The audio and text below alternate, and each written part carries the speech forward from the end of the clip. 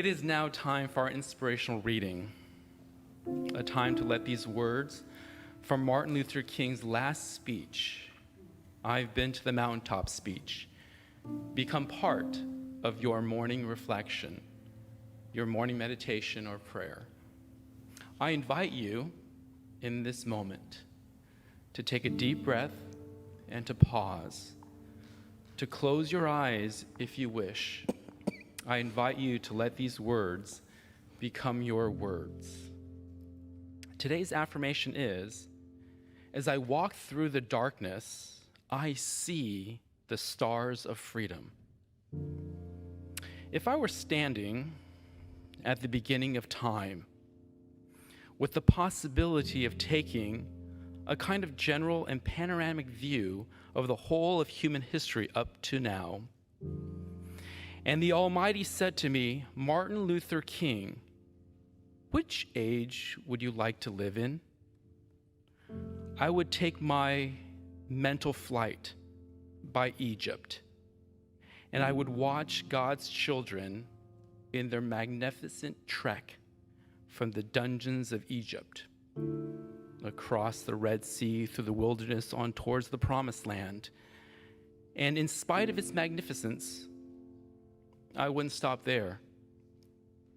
I would move on by Greece and take my mind to Mount Olympus, and I would see Plato, Aristotle, Socrates, Euripides, and Aristophanes assembled around the Pantheon.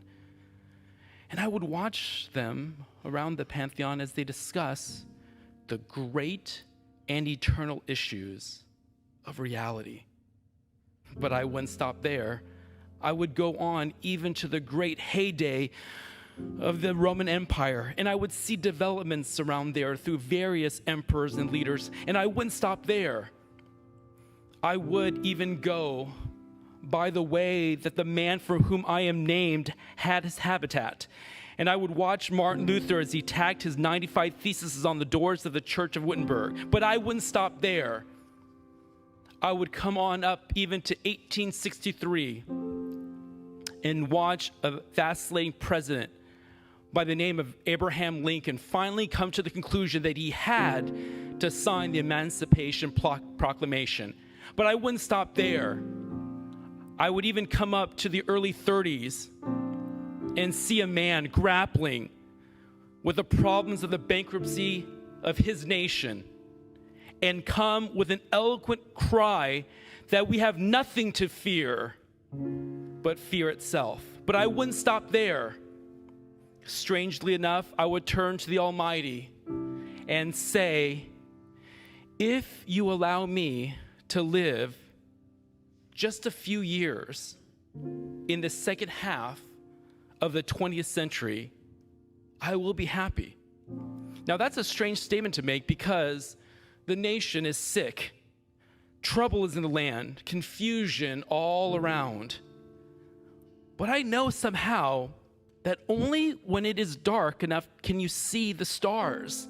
And I see God working in this period of the 20th century in a way that men in some strange way are responding.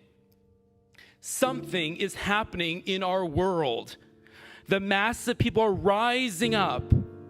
And whenever they are assembled today, whether they are in Johannesburg, South Africa, Nairobi, Kenya, Accra, Ghana, New York City, Atlanta, Georgia, Jackson, Mississippi, or Memphis, Tennessee, the cry is always the same. We want to be free.